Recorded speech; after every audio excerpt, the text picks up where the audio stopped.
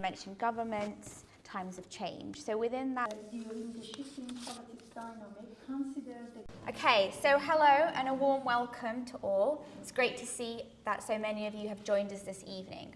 On behalf of the Centre for Kurdish Progress and the Women's Federation for World Peace, we're delighted to have convened an expert panel tonight to discuss the topic of empowering futures through gender equality and education. As we all know, International Women's Day is celebrated every year on the 8th of March. It was first celebrated in 1911 when the first International Women's Day was held across Austria, Switzerland and Denmark, with more than 1 million men and women rallying together to encourage and to push for change for women's rights to work, to vote, to hold public office and to end discrimination. So, there are obviously many other examples I could give in my introduction here, but I'm going to turn to our panel who will provide us with a deeper analysis and offer some solutions to the ongoing issues that women and men face when it comes to achieving gender equality. My name is Mijda Amin. I'm a PhD student at UCL at the Institute of Education, and I will be moderating this evening's panel. So without further ado, I'm going to introduce our speakers. So welcome to Mitty Tohma. She holds the position as a member on the Women's Federation for World Peace International Executive Board and is the president, managing initiatives across 32 countries. As a proponent of women's rights and family values, she has coordinated conferences across UK and EU parliaments, tackling pressing issues. Her efforts emphasise the empowerment of young women through education rooted in core humanitarian initiatives. So welcome. Thank you very much. We have Professor Shabnam Delfani, an esteemed academic, United Nations Senior Advisory for South Continents, Women's Global Peace Ambassador and author. She's internationally recognised and experienced in environmental studies, climate change and global sustainability. She has developed curricula with a focus on interdisciplinary approaches, equipping young women with skills to tackle global issues using science-based solutions. So thank you for joining us. We also have Christina Scharff, Professor of Culture and Subjectivity at King's College London. Christina has done research on women's attitudes towards feminism, media representations of feminism, and most recently, Christina held a British Academy grant to explore the politics of digital feminist activity. Thank you for coming. And finally, we have Dr. Shilan, a researcher and analyst on gender studies and society, dedicated to advancing gender equality and advocating women's rights. She is affiliated with the Institute of Domestic Violence, Religion and Migration at the Integrity Centre and has expertise in cultural analysis within Middle Eastern and Kurdish studies. So, without further ado, I'm going to turn to each of our speakers. They'll each speak for around 10 to 15 minutes. We'll then have a short panel discussion between ourselves, and then we'll open it up to the audience. So thank you for joining us, and we look forward to hearing from you and your voices as well. So, Mitty. Okay, thank you very much. Thank you. It's very nice to see everyone, and happy International Women's Day, even though it was on the 8th of March. We'll just claim it for the rest of the month. Anyway, ladies and gentlemen, it's a great pleasure to be here.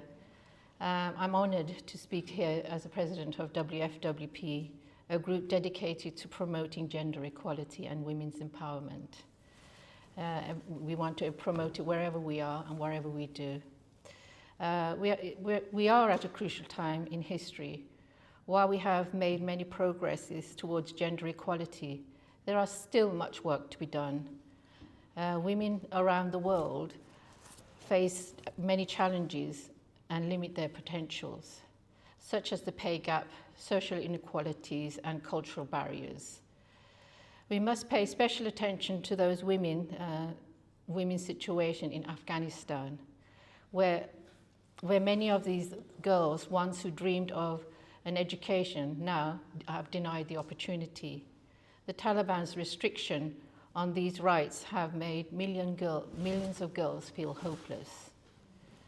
But Afghanistan is not alone. There are many nations with oppressive regimes where women face severe discrimination. For example, in some countries, women are denied the basic rights, such as the freedom to choose their own paths in life, even access education.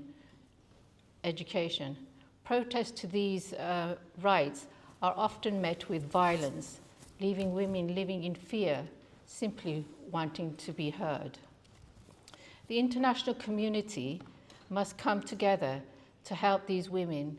We have a moral duty to stand up for their rights and empower them in the face of adversity.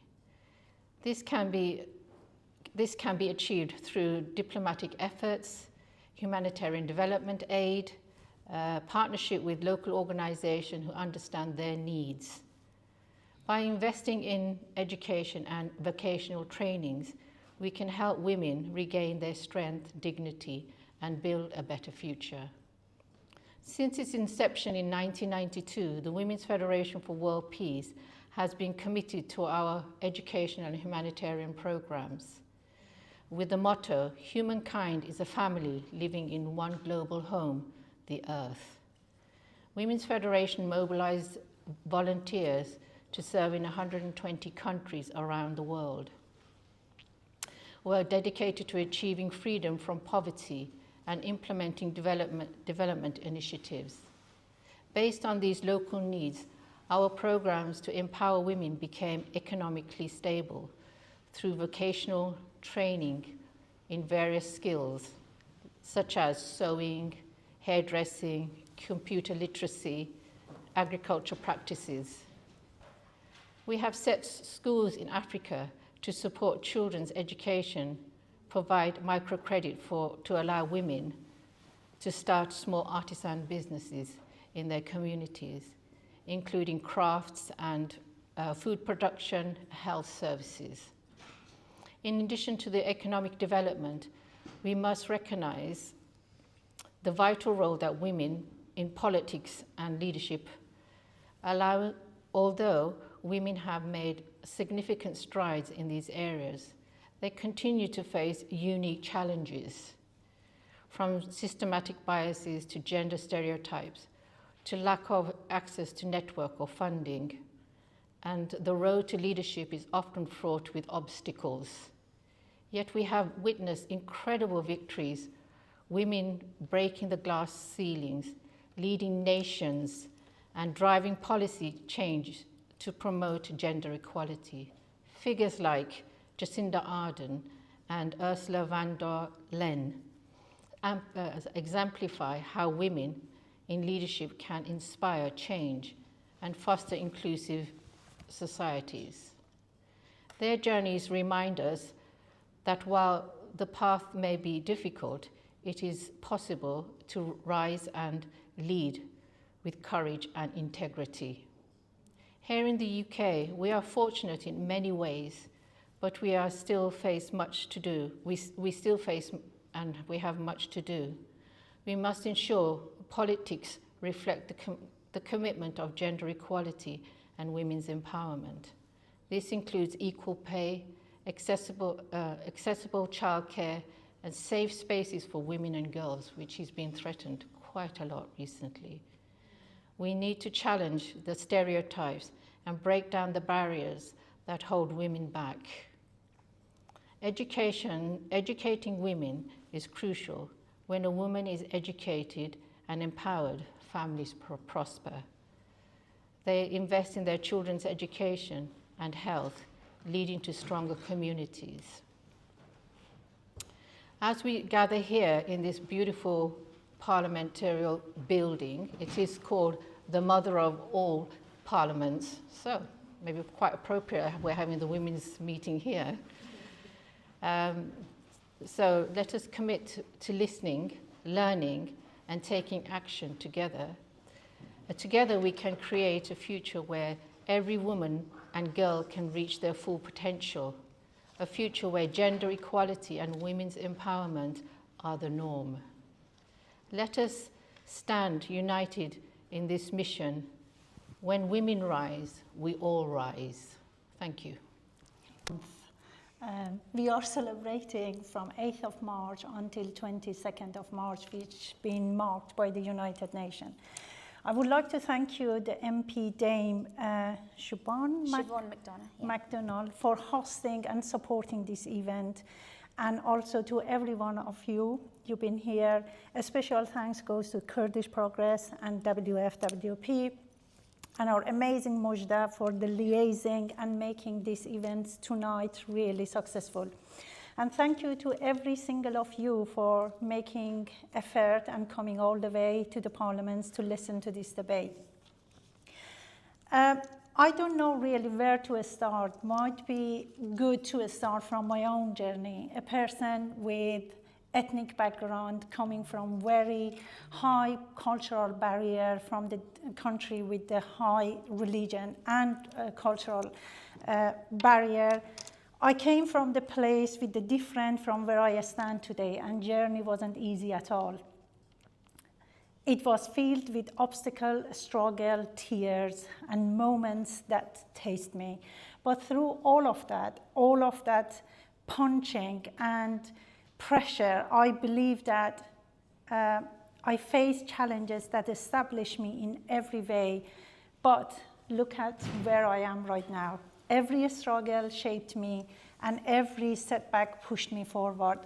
It wasn't just survive. In fact, I grow. I speak about the empowering future, women in diplomacy and gender equality. I strongly believe that someone has to punch through the glass ceiling, and someone has to be the trailblazer. When it's your turn, take the opportunity and have a deep breath and go for it. When you get to the top, just turn back and make sure that you left the ladder behind and someone else can climb up. Today we are here to celebrate the International Women's Month for women and girls, with group of discussion with wonderful academic and all of you here. So lesson has been drawn, but challenges are still ahead. 51% of global population are dominated by women and girls. Still, we are only 25% of women in decision maker around the globe. No country in the world has met the Beijing 2030 agenda with the gender equality. As United Nations has stated, another 110 years, we will be in a position that 50% gender equality we achieve. So we still got a lot to walk and challenge and go through. Having said that, for the last few years, women and girls has done amazing job. They battled for every right. But when it comes to the diplomacy, which I'm interested to talk about, the barriers we are facing at the moment, still only 17% of women, even in the developed country, they are in shape of the diplomacy as a ministerial or as a level of diplomats or peacemaker, they are in position. So addressing all of this requirement, it needs the systematic change, institutional support, and cultural shift to ensure that equal participation and leadership opportunities for women in global affairs. The key barriers women face in diplomacy right now, I just highlighted. First is underrepresentation in leadership. Second, gender bias and institutional discrimination. Third, work-life balance and structural challenges. Fourth, limit access to mentorship and networking. Fifth, economic barrier, financial struggle. Sixth, security and harassment risk. So breaking the barriers, in fact, needs the practical solutions. It means that it has to come from institutional and policy reform. Leadership development and mentorship. It means that a sponsoring and training program, creating the opportunity for every single girl and initiative that they come forward. Capacity building, cultural and structural challenges. Means breaking the gender norms. and encouraging culture shift that normalize female leadership in international affairs, encouraging women to put their name and themselves forward, global commitment and accountability. In fact, women are, the statistics has proved that if women act as a peacemaker in any activities, that 35%, that deal is lasting for 15 years. But at the moment in diplomacy, it's been a men-dominated area, and it calls old boy club. So really, that challenges has to be addressed, and also, encourage women to be more involved in the politics. Despite all of the challenges, women has made, as I said, historical movement in diplomacy. By dismantling the systematic barriers for fostering inclusive diplomacy, we can create a world where women's voices shape international policies, peace effort, and global cooperation. The future of the diplomacy must be gender inclusive to address the world's most pressing challenges effectively. So how the equality empowers women in diplomacy? This is the question. So the gender equality, which is the fourth category of United Nations SDG 2030, which is called Sustainable Development Goal 2030, it means that it ensures that women have to have the same opportunities, resources, finance, and recognition as men in shaping global politics and negotiations.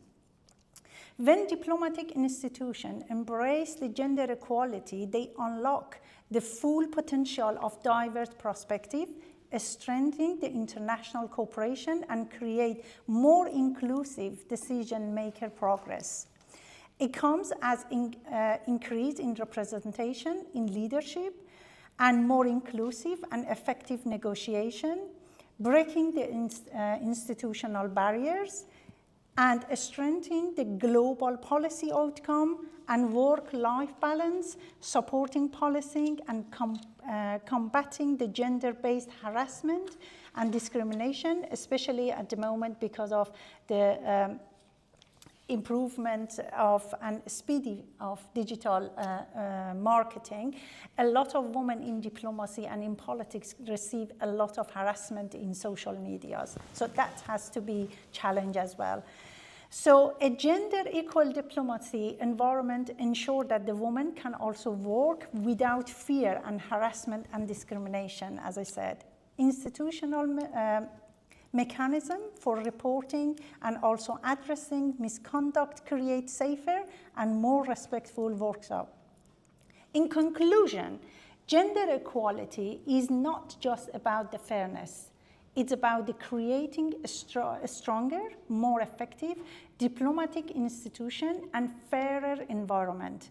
When women have equal opportunities in diplomacy, international relationship become more representative, negotiation are more inclusive, and globally policies address the needs for all of the people. By fostering the gender equality, we build a more just, peaceful, and cooperative world. Thank you. Thank you.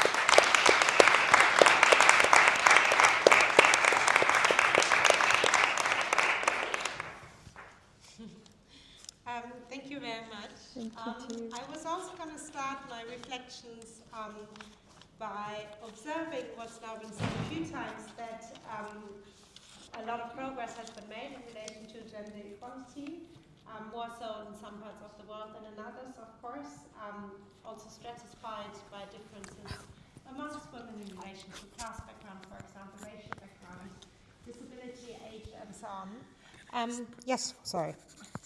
Thank you.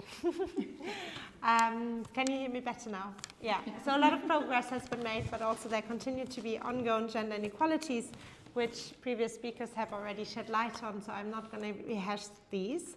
What I'd like to do today is to reflect a bit on the wider environment in which we can discuss gender inequalities and the need for more equality, specifically in light of the fact that there has been a continuity in the sense that, we know gender equality hasn't been achieved, and yet how we think as a society, and I'm talking specifically more about the United Kingdom, I should say, about feminism seems to change a lot and quite drastically over time. So if we think back 20 years ago or so, feminism was often seen as the F word, hated, people didn't want to be associated with it, including young women.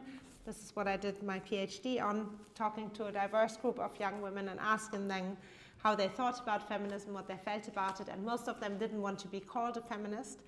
And scholars have made sense of did make sense of this moment at the time by talking about the so-called post-feminist era, where the thinking was something along the lines of, well, gender equality has been achieved, and therefore we no longer need feminism, even though gender equality hadn't been achieved in many respects. However, then we saw a change in culture, specifically in the Anglo-American sphere, where suddenly feminism became a bit trendier. You suddenly saw politicians wearing t-shirts saying this is what a feminist looks like, Beyoncé performing in front of the letters feminist, things that might have been a bit more unthinkable a few years earlier. And to use the words of the American scholar Sarah Benet-Weiser, feminism suddenly became popular. And I think she actually says, strangely, it became popular. She talks about this from a feminist perspective, but she reflected on the visibility of feminism in the media and advertisement and public discourse. Arguably, this trend continued, at least until recently, or the current moment. I'm going to move on to that in a bit. Where then in light of other social justice movements as well, Black Lives Matter, Me Too, of course, the advent of social media, there was an increased visibility of social justice discourses and activism, and a real cultural moment where these topics were addressed. To what extent this was, some people have called this woke washing or other terms, to what extent this was kind of limited to a visibility is subject to research. To what extent this has really made real social change is something we need to find out about. But then, of course, we also know about the backlash against feminist politics globally, also in the West, with what some commentators in relation to the USA have called the vibe shift, the current administrations in the US rolling back of EDI policies and so on is just one example. Of course, also reproductive rights, reproductive justice, and so on. And it's that moment that I want to reflect on a little more in the few minutes I have left in my talk. It's a moment that raises the question, really, in such a polarized moment, how do we kind of, mobilize younger people to think about feminist issues, to talk about feminist issues. So I want to use the last few minutes to reflect a bit on findings from a recent research project I conducted, which was funded by the British Academy and which looked at feminist activists who were mainly active online. At the time, they were mainly politically active on Instagram. That was the platform du jour. That keeps changing according to fashions. And I interviewed these activists about their experiences of doing this activism online. And I was very much interested in their personal experiences, subjective feelings. And what became really interesting was was to explore both the benefits of this kind of activism, but also the pitfalls. So in terms of the benefits, these young people learned a lot about feminist issues on these platforms, came across information they may not have seen in other contexts. Some scholars have described that as a form of consciousness raising that is yet much more accessible to a range of people as long as you have, a mobile phone and internet access. These young people or activists also found a lot of community in these networks, a lot of support, safe groups. They could share information openly, experiences, and they became aware that many of the issues that they had experienced themselves reach beyond the individual, that they were structural. So Me Too is a well-known example of that, you know, if so many women retreat similar experiences, then it's difficult to say, oh, this is just a one-off experience. However, there was a flip side to that as well. We've already heard about briefly the hate that diplomats, female diplomats experience. That was very much something that the activists told me about as well. They normalized that, in fact. When I asked them about, you know, experiences of harassment and trolling online, they said, yes, of course. You know, it wasn't even worth mentioning. And I'm not saying this to critique the people I interviewed, but to point out how normalized harassment was, which signifies the extent to which it really exists in that sphere. So there was harassment by anti-feminist groups. The activists came up with a range of thoughtful ways of dealing with that. But there was also quite a lot of intra-feminist debate and critique. And I think this takes us back to the polarized and polarizing moment we are in at the moment. And this critique wasn't always, this intra-feminist critique, wasn't always felt to be productive. So some research participants, specifically the ones who were marginalized in relation to racial background, for example, or class background, but also others, a lot of them really told me about how they feared that they might not say the right thing online. So first of all, they said they constantly had to stay on top of things and, you know, follow the trends, knew which kind of expressions to use, language to use, and so on. But then they also feared they might say the wrong thing or retweet something by somebody who's then later found to be problematic, and so on. And they experienced that as also quite an unforgiving space. So on the one hand, supportive in terms of finding their community, but on the other hand, also unforgiving in the sense that if you were to say the wrong thing, would this be held against you later? And there was this really interesting idea that they felt that they had to get it right, and they had to get the right answer.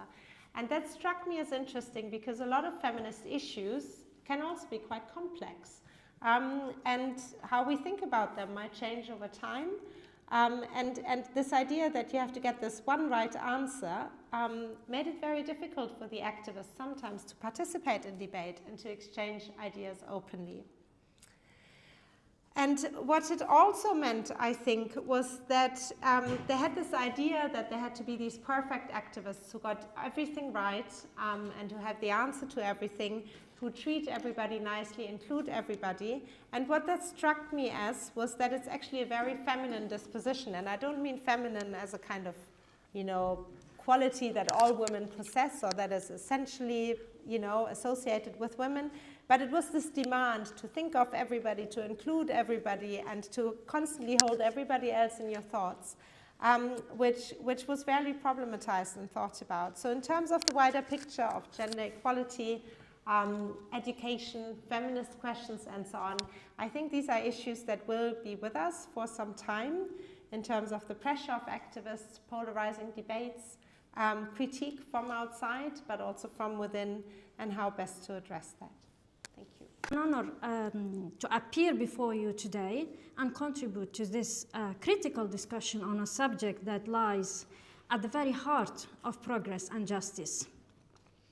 I speak to you not only as a researcher, but as a Kurdish woman who has witnessed firsthand the profound transformation that occurs when a girl is given the key to knowledge.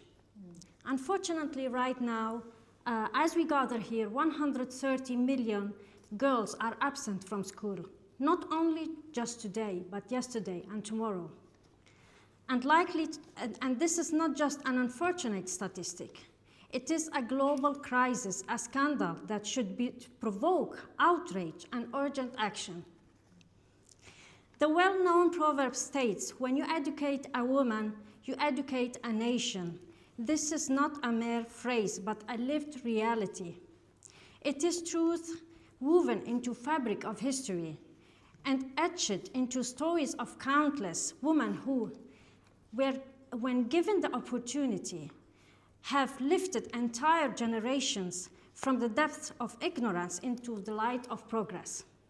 We know that a mother who learns to read becomes a role model for her children, passing down a lifelong of love for learning, transmitting wisdom of the ages from pages of books to the minds of future generations. But education is not merely a tool for personal advancement. It is a foundation of peace, security, and sustainable development. An educated woman is an empowered woman. She is a woman who can challenge injustice, break cycles of poverty, and lead with wisdom and resilience. She changes her family, and that spreads to her community. Yet we must acknowledge an uncomfortable truth. This empowerment is feared by those who benefit from her oppression, by those who seek to keep women silent, bound by ignorance, and shackled by traditions designed to limit rather than uplift. This is one of the reasons why the Kurdish rallying cry of Jin Jiyan Azadi, woman life freedom, resonates with so many around the world, far outside from Kurdistan where it originated. Thankfully, history has shown that the march of progress is unstoppable. From the pioneering women of the Middle East who advanced medicine and astronomy during the golden ages of Islamic civilization, to the young girls fighting for their rights to education in Taliban-controlled Afghanistan today, this journey has been and will always be unstoppable. Yes, we have seen that men may decide to lock away women in their home, shroud their full faces, ban them from speaking in public, or limit them from going outside without a male relative, as some states currently do in the Middle East. But in the end, they will not be able to halt the progression towards gender equality. Yet we must be honest. We are far from where we need to be. Millions of girls worldwide are still denied access to education. Their futures are decided before they can even dream. Wars and conflicts rob them of their classroom, while deeply enriched patriarchal traditions insist that a girl's worth is not measured by intellect. Are critical thinkers who question injustice, who contribute to economies, and who understand that knowledge is not a privilege, but a right. In my own life, I have witnessed the ripple effects of education. I have seen young girls once constrained by societal expectations rise to become scholars, entrepreneurs, and leaders. I have met mothers who, despite never having been given the opportunity to study, themselves fought tirelessly for their daughters to hold books instead of burdens. I have stood in classrooms where the thirst for knowledge burns brighter than hardship. And I have seen that when women rise, entire nations rise with them. I too have experienced this transformation. From a young Kurdish girl in Baghdad living under Saddam Hussein's rule and the terror of war, to a Maria Curie Fellow in London, where I now research and advocate for the very girls who today live under circumstances I once feared were my destiny. And so, I ask, what is our role? What can we do in this moment, in this place, with the resources and influence we hold? One answer is we need actionable steps towards change. First, we must move beyond words into policy and action. It is not enough to speak empowerment. We must demand the implementation of tangible changes. Governments must invest in free, quality education for all girls. Laws must not be only written, but enforced. Schools must not be built, but made safe and accessible. No girl should have to choose between her education and her dignity, between learning and survival.